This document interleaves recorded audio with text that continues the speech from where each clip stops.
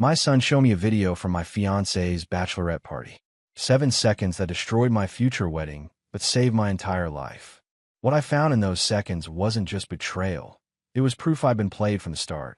And I had one clause that would make her regret everything. My name is Owen Hayes. I'm 44 years old, and I've spent the last 12 years managing IT projects for a tech firm in Austin, Texas. I've got a 16-year-old son, Dylan, from my first marriage. Kid's got his mother's stubbornness and my tendency to see patterns where others see chaos. That gift saved me from making the biggest mistake of my life. It was a Thursday night, around 9:30. I was sitting at my home office desk, reviewing project timelines for a client rollout, when my phone buzzed. Text from Dylan. "Dad, we need to talk. Now." I went downstairs to find him in the kitchen, laptop open on the counter. His face was pale, jaw tight. He looked like he just watched someone get hit by a car. "What's going on?" I asked, immediately on alert. Dylan doesn't scare easily. He turned the laptop toward me without a word. On the screen was a video, shaky phone footage from what looked like a club. Strobe lights, loud music, women dancing. Then the camera panned, and I saw her. Rachel, my fiancée, wearing that white dress she'd posted on Instagram 3 hours earlier with the caption, "Last night of freedom with my girls." She wasn't dancing with her girls. She was in a corner booth, curled up in some guy's lap. His hands were on her waist, sliding lower. Her fingers traced his jawline like she'd done 1,000 times before. Then she leaned in, and they kissed. Not a drunk peck. A real kiss. The kind that tells you this wasn't the first time. "Keep watching," Dylan said quietly, his voice steady, but I could hear the anger underneath. The camera zoomed slightly. I could see the guy's face now. My stomach dropped.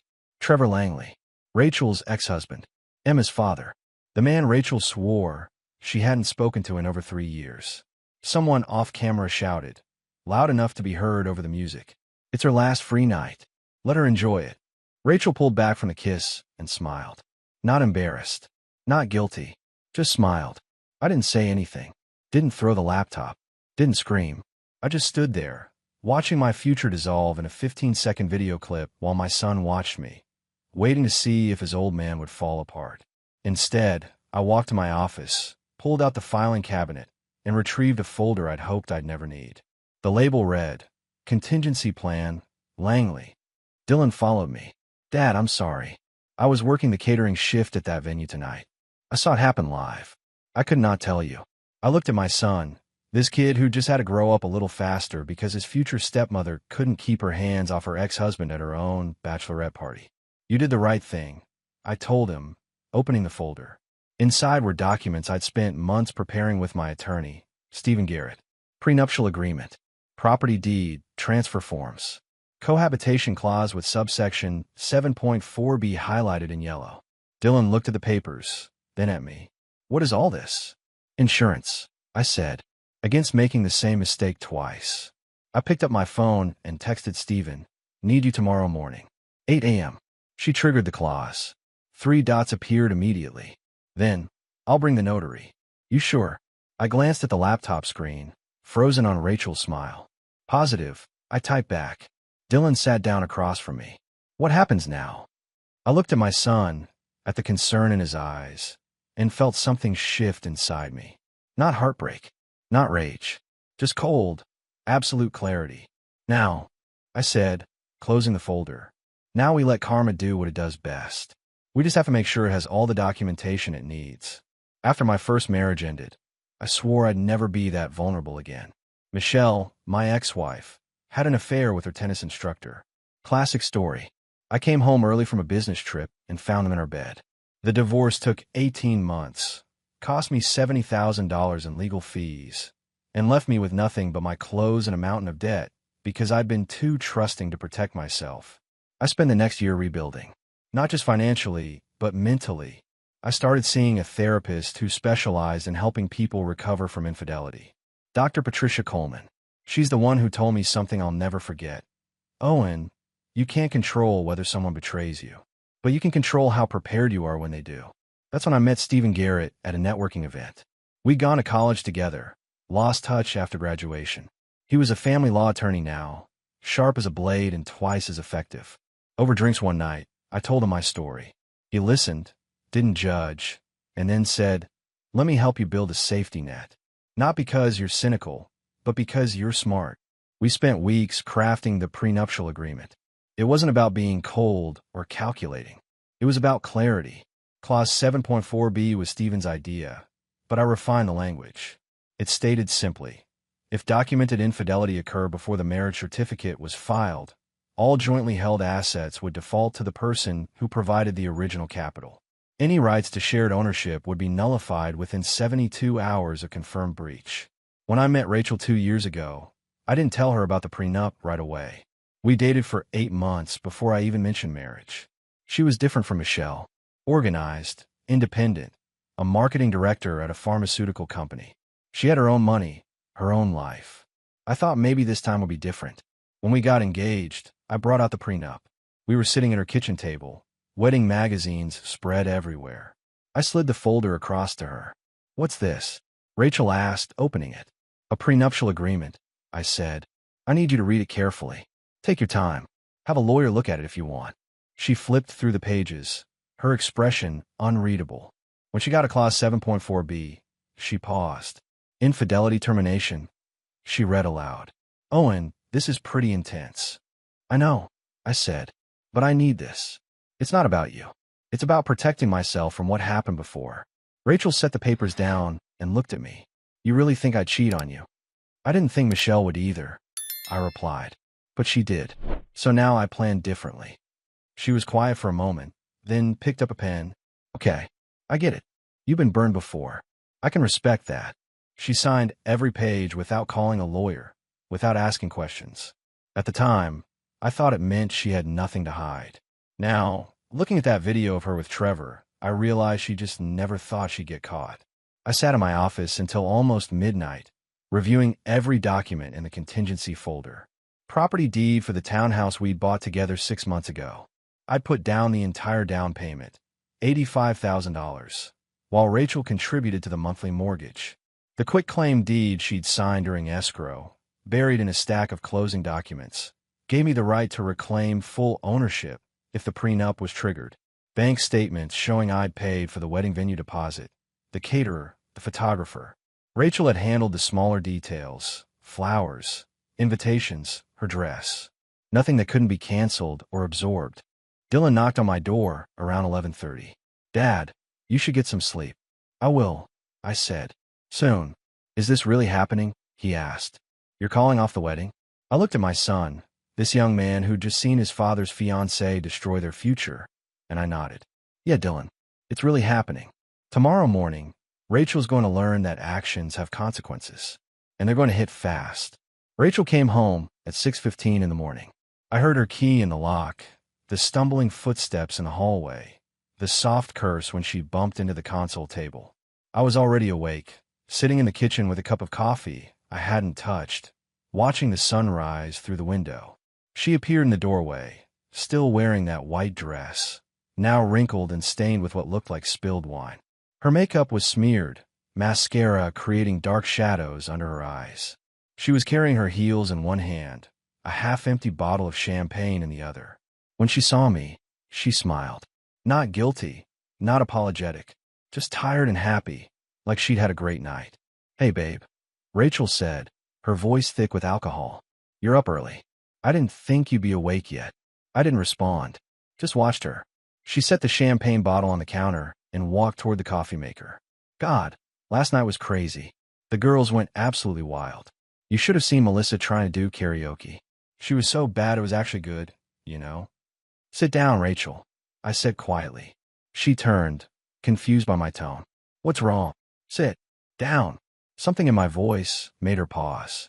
She pulled out a chair across from me and sat, still holding her shoes. "Owen, what's going on? You're scaring me."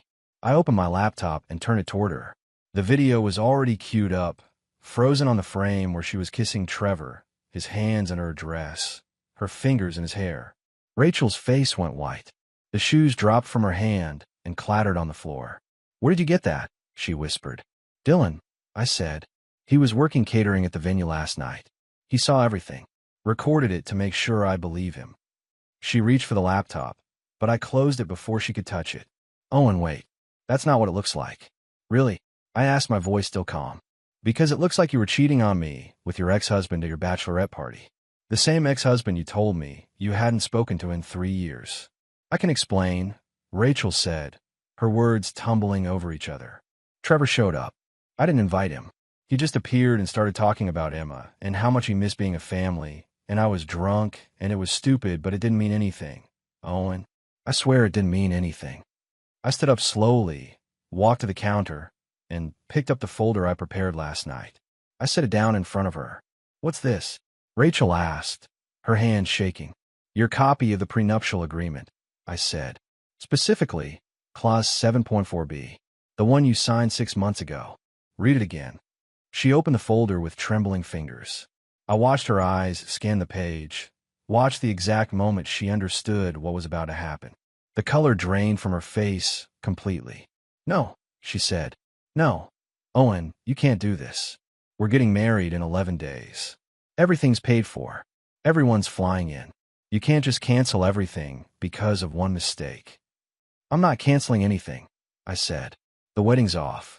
But more importantly, as of 8 o'clock this morning, when Stephen gets here with a notary, so is your name on the deed to this house. Rachel stood up, so fast her chair fell backward. This is our house. I've been paying the mortgage for 6 months.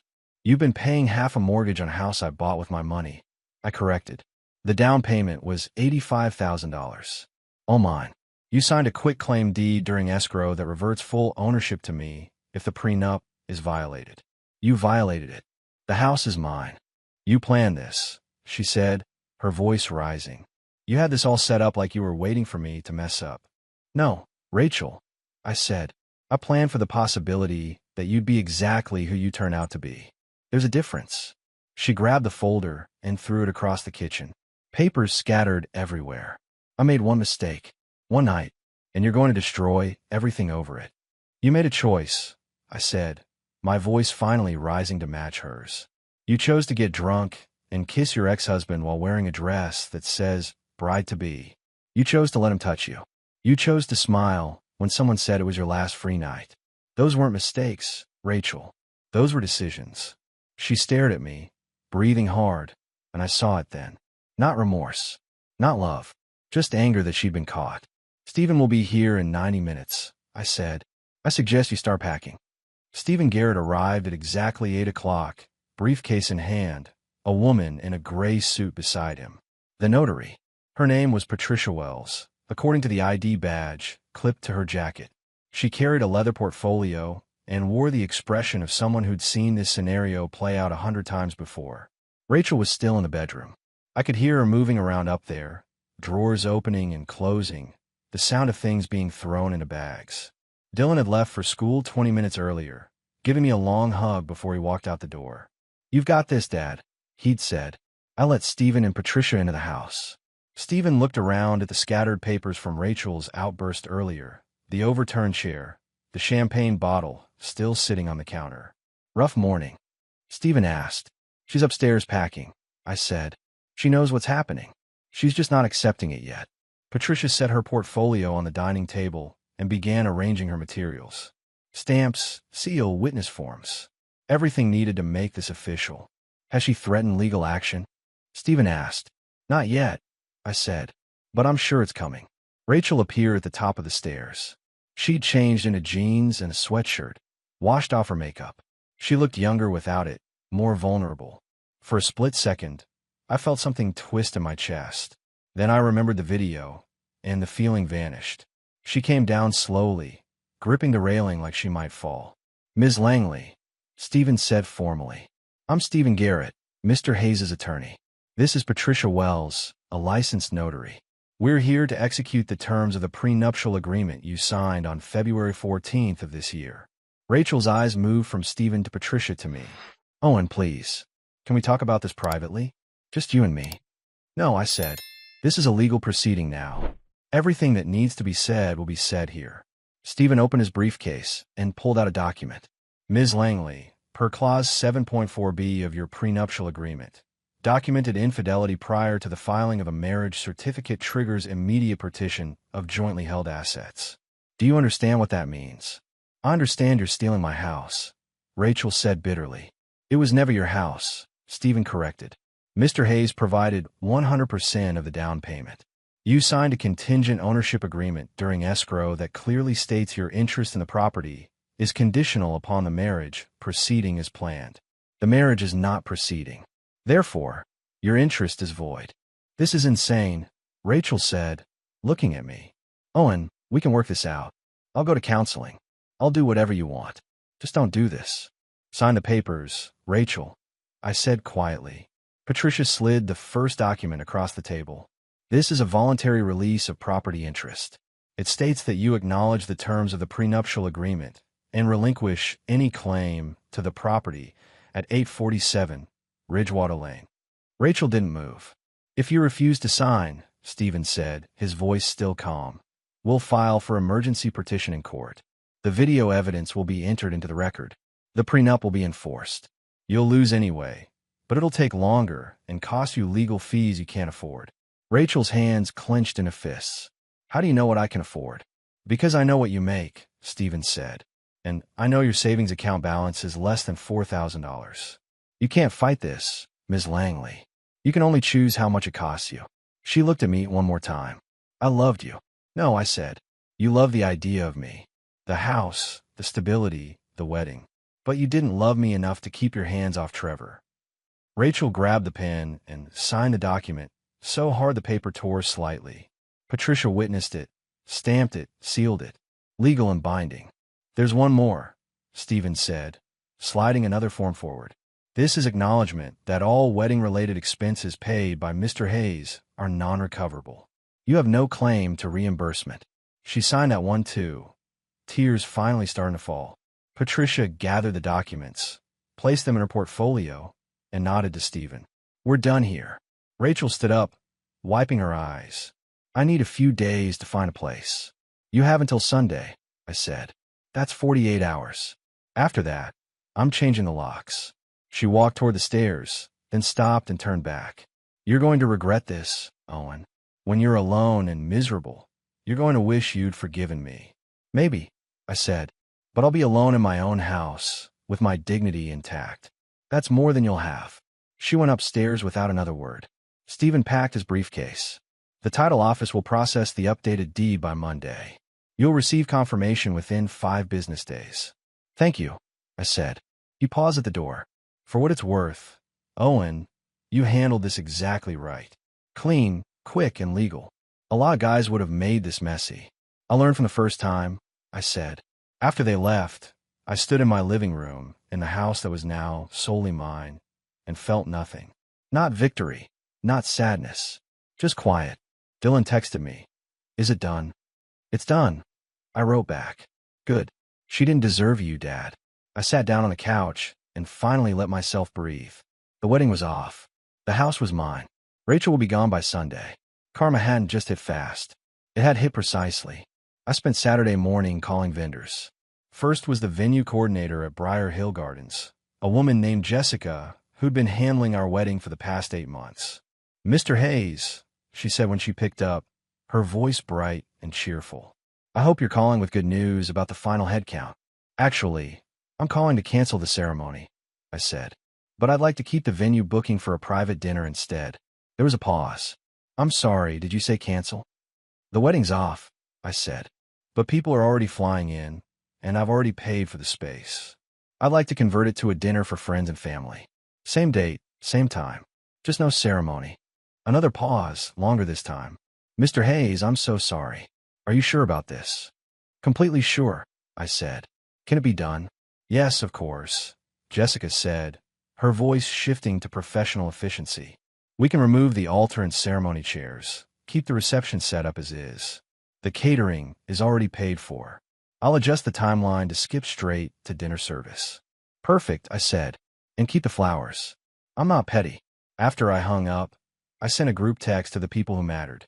My parents, my brother, a few close friends had already booked flights. The message was simple. Wedding is off. Rachel and I have separated. Dinner at Briar Hill Gardens is still happening on the 14th, if you still want to come. I'll explain everything there. My phone started ringing immediately. My mother first. Owen, what happened? She asked. her voice filled with concern. Rachel cheated on me at her bachelorette party, I said plainly. Dylan caught it on video. I activated the prenup clause. She's moving out tomorrow. My mother was quiet for a moment. Are you okay, sweetheart? I'm fine, Mom, I said. Actually, I'm better than fine. I'm protected this time. Good, she said firmly. Then I'll be there on the 14th. And I'm bringing Aunt Linda. She always said there was something off about Rachel. The one call I dreaded was to Rachel's father, Bob. He'd always been good to me, treated me like the son he never had. I dialed his number and waited. He picked up on the third ring. Owen, what's going on? Rachel called me crying, but she wasn't making any sense. Bob, I need to tell you something, I said. I saw footage of Rachel with Trevor at her bachelorette party. They were together, intimately. I've canceled the wedding and executed the property separation clause in our prenup. The silence on the other end lasted so long I thought he'd hung up. Trevor was there. Bob finally said, his voice tight. Yes, sir. And it wasn't just dancing. Dylan recorded it. Bob exhaled slowly. Do you need help with anything? Cancellations, vendors, anything. That caught me off guard. You're not going to defend her. Owen, I raised her better than this, he said quietly. If she did what you're saying, then she brought this on herself. I'm disappointed, but I'm not blind. Thank you, Bob, I said. Are you still having the dinner? He asked. Yes. People are already coming. I figured I'd rather have a good meal with people who actually care about me than let everything go to waste. Then I'll be there, Bob said. Someone needs to represent the family with dignity. After we hung up, I sat on my back deck and let myself process everything. In 48 hours, Rachel would be gone. The house would be mine. The wedding would be a memory. My phone buzzed with a text from Dylan. How the calls go? Better than expected. I wrote back. Your grandfather's coming to dinner. Cool. Can I bring a date? I smiled for the first time in 2 days. Yeah, kid. You can bring a date. Sunday afternoon, Rachel's mother showed up.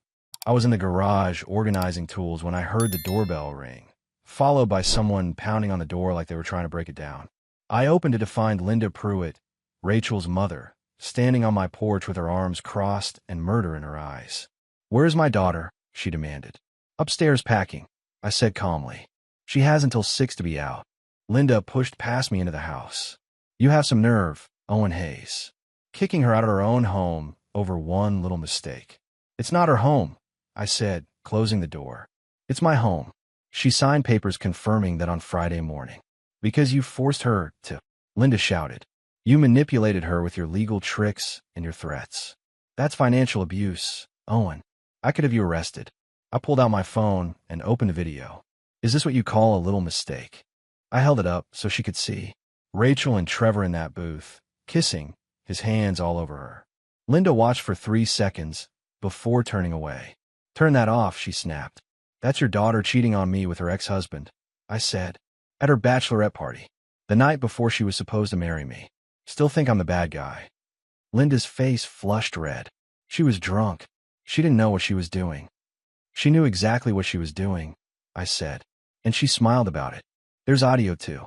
Want to hear the part where someone says it's her last free night? You're a controlling, vindictive man, Linda said, her voice shaking. You planned this from the beginning. You never loved her.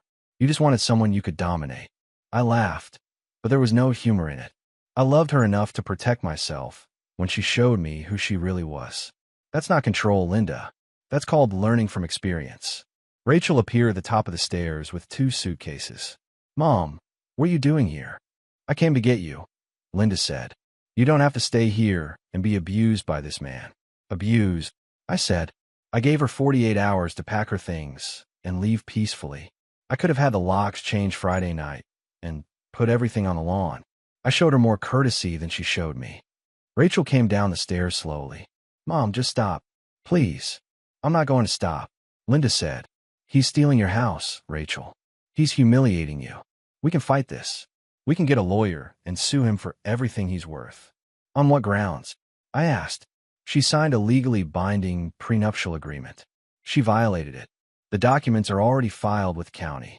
You can hire every lawyer in Texas, and you'll still lose. Linda turned to Rachel. Tell him about the money. Rachel's face went pale. Mom, don't. Tell him, Linda insisted. I looked between them. Tell me what? Rachel set down her suitcases and wouldn't meet my eyes. I took some money. From our joint savings account. Before you froze it. How much? I asked, my voice dangerously quiet. $43,000, Rachel whispered. The room went silent. I stared at her, trying to process what I just heard. You stole $43,000 from our account. I said slowly. It was my money too. Rachel said defensively. I contributed to that account. You contributed $8,000 over 6 months, I said. The rest was mine. Money I've been saving for years. And you stole it. Linda stepped between us. She didn't steal anything. It was a joint account. She had every right to withdraw money. Not after she violated the prenup, I said. I pulled out my phone and dialed Stephen's number. He picked up on the second ring. Stephen, I need you to file an emergency motion, I said, my eyes locked on Rachel. Rachel withdrew $43,000 from our joint savings account after the prenup was breached. I want it back, plus damages for theft and fraudulent transfer. Oh, and wait, Rachel said, panic in her voice now. Stephen's voice came through the phone. I can file tomorrow morning. Judge Patterson owes me a favor. We'll have a hearing by Wednesday. Do it, I said and hung up. Rachel started crying. I was scared. I didn't know where I was going to live or how I was going to pay rent. So you stole from me, I said, just like you cheated on me. When things got hard, you took the easy, dishonest way out. That's who you are, Rachel. Linda grabbed Rachel's arm. Come on, honey. We're leaving. Let him have his precious house. You're better off without him anyway. I opened the front door and stood beside it. You have 10 minutes to get the rest of your things. After that, I'm changing the locks whether you're done or not. They hauled bags to Linda's car in silence. On our last trip, Rachel stopped in the doorway. I hope you're happy, she said bitterly. You won. You got everything you wanted. No, I said. I got everything I paid for. There's a difference. I closed the door and locked it. Through the window, I watched them drive away. Then I called the locksmith.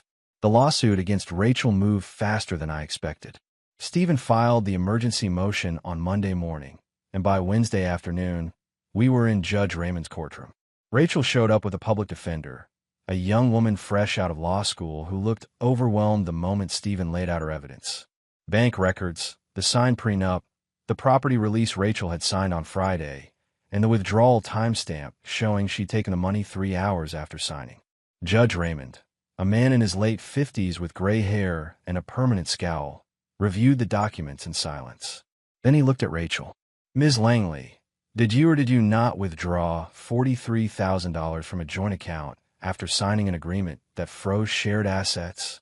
Rachel's lawyer started to speak, but the judge held up his hand. I asked Ms. Langley, he said. Rachel stood, her hand shaking. Yes, Your Honor, but I contributed to that account too. I thought I had a right to. You thought wrong. Judge Raymond interrupted. The agreement you signed clearly states that all joint financial assets were frozen pending final settlement. You violated that agreement. Motion granted. You have 10 business days to return the full amount, plus $6,500 in legal fees and court costs. Failure to comply will result in automatic wage garnishment. Next case.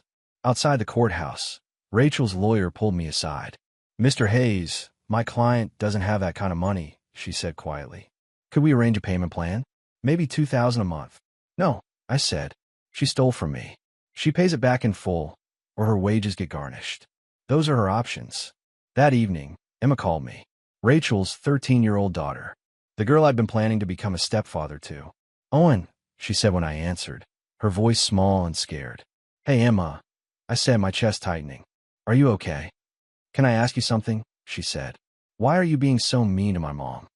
I sat down on my couch, trying to find the right words. Emma, I'm not trying to be mean. Your mom made some choices that hurt me, and I'm protecting myself. Do you understand that? She said you're trying to ruin her life.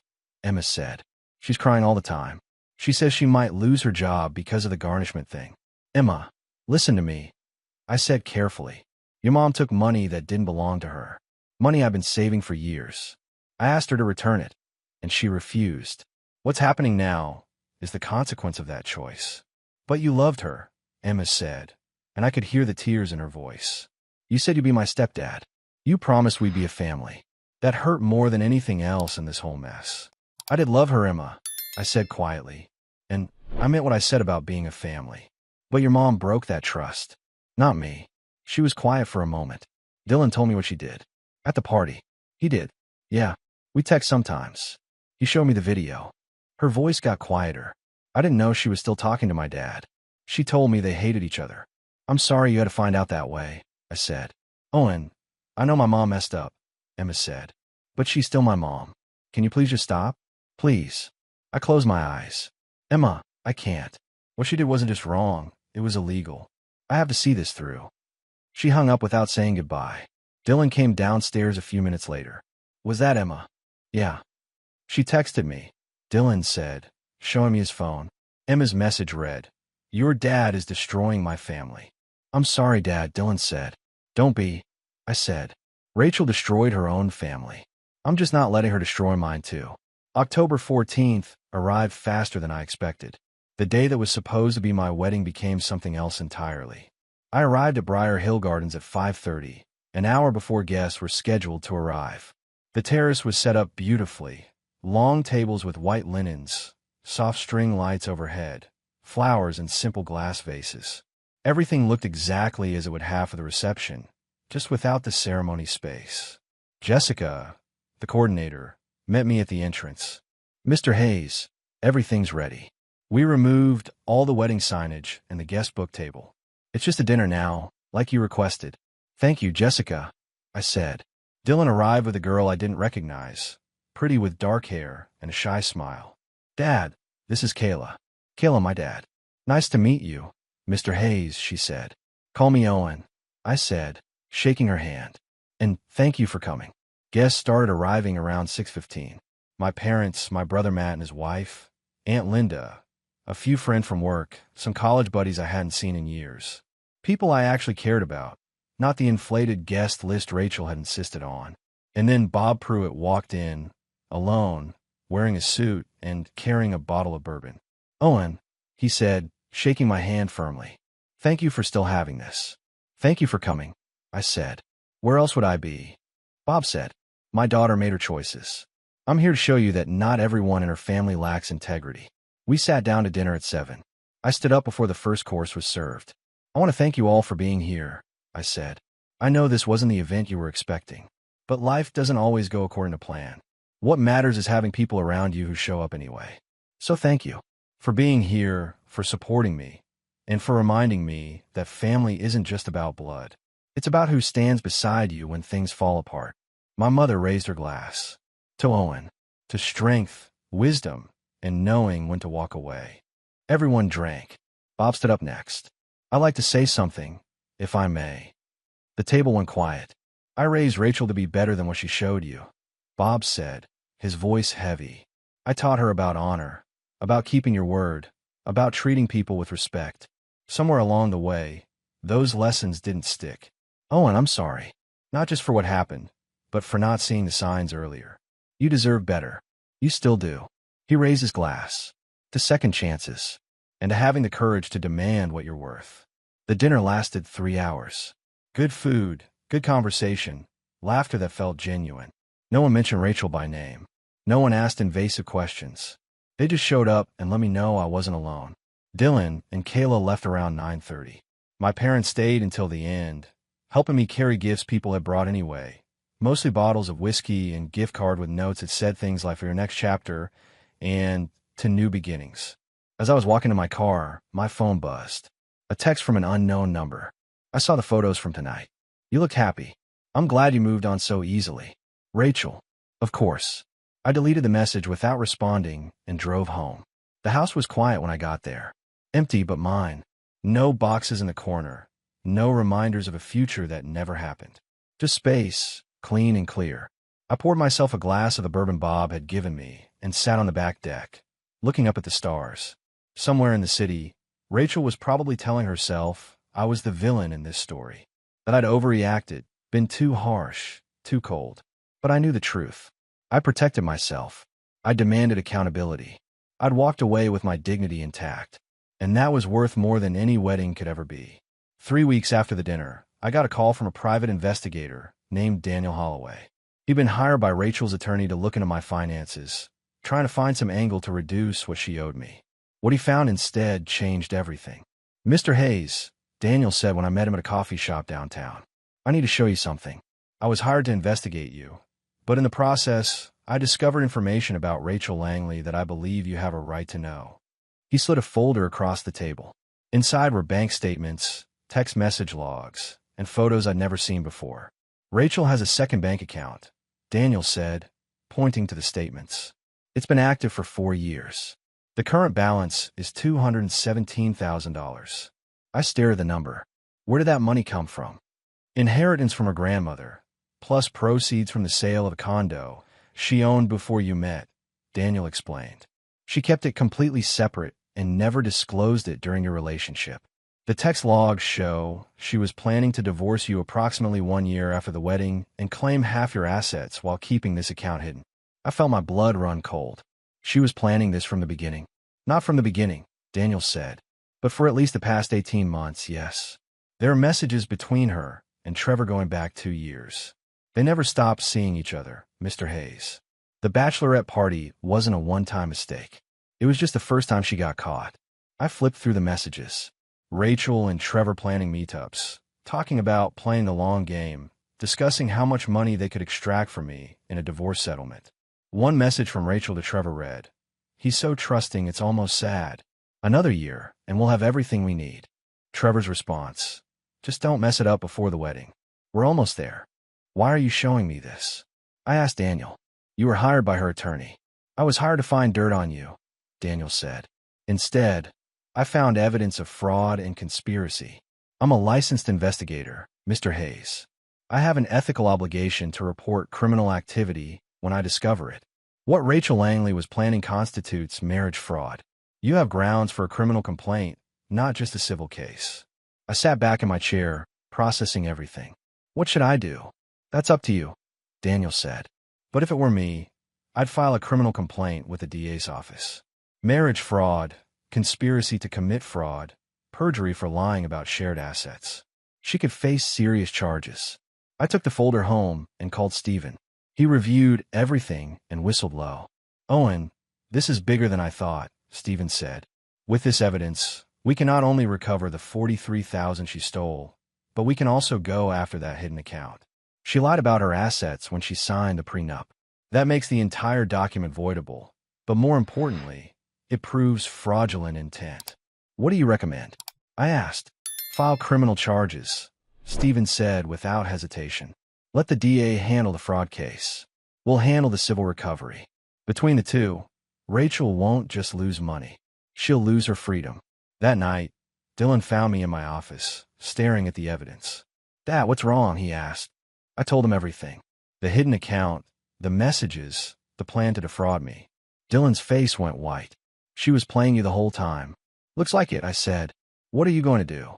I looked at my son, thought about Emma crying on the phone, thought about Bob showing up to that dinner with dignity and bourbon. "I'm going to make sure she faces consequences," I said.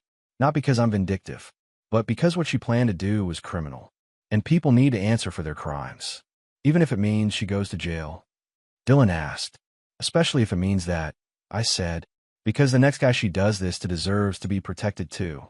The criminal trial took 14 months from filing to verdict. Rachel was charged with conspiracy to commit fraud, marriage fraud, and perjury. The evidence was overwhelming: the text messages, the hidden account, testimony from Trevor, who cut a deal to testify against her.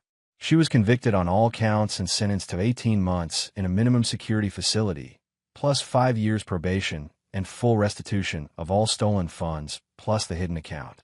I didn't attend the sentencing. Stephen went in my place and called me afterward. "It's done," he said. "She'll serve probably 12 months with good behavior. After that, she has to pay you back every dollar, plus interest." "How much?" I asked. $263,000 total, Stephen said, "between what she stole, what she hid, and legal fees. Her wages will be garnished for the next decade at least." I hung up and felt nothing. No victory, no vindication. Just quiet. Dylan came home from his first year of college that weekend. He was studying computer science at UT Austin, doing well, dating Kayla seriously now. "Dad, I saw the news about Rachel's sentencing," he said over dinner. "Are you okay?" "I'm fine," I said. "It's over. Finally. Do you ever regret how hard you went after her?" Dylan asked. I thought about it honestly. No, she wasn't just trying to cheat on me, Dylan. She was trying to destroy me financially and emotionally. She had a plan, a timeline, a strategy. If I married her, I would have lost everything.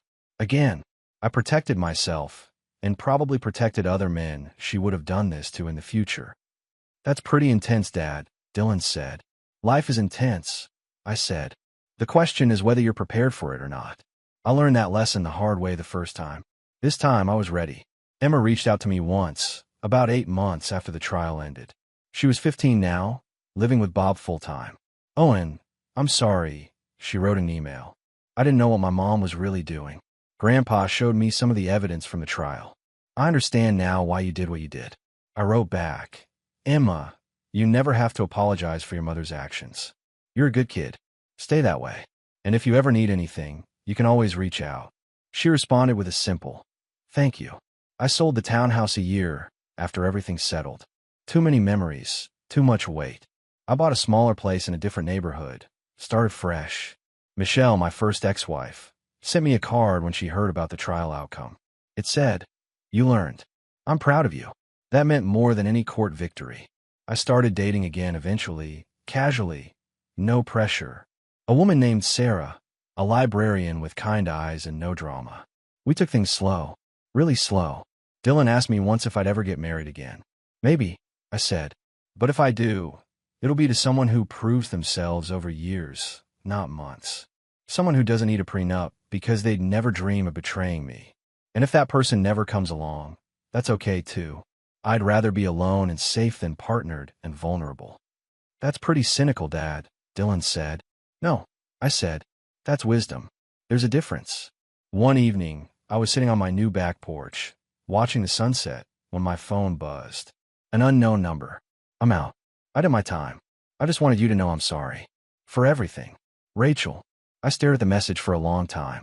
Then I typed back. I hope you learned something. Don't contact me again. I blocked the number and set my phone down. The sun dipped below the horizon, painting the sky in shades of orange and purple. Somewhere in the city, Rachel was starting over, carrying the weight of her choices. Somewhere else, Trevor was probably running the same scam on someone new. But here, in my house, with my dignity intact and my future protected, I was free, and that was worth every difficult decision I'd made.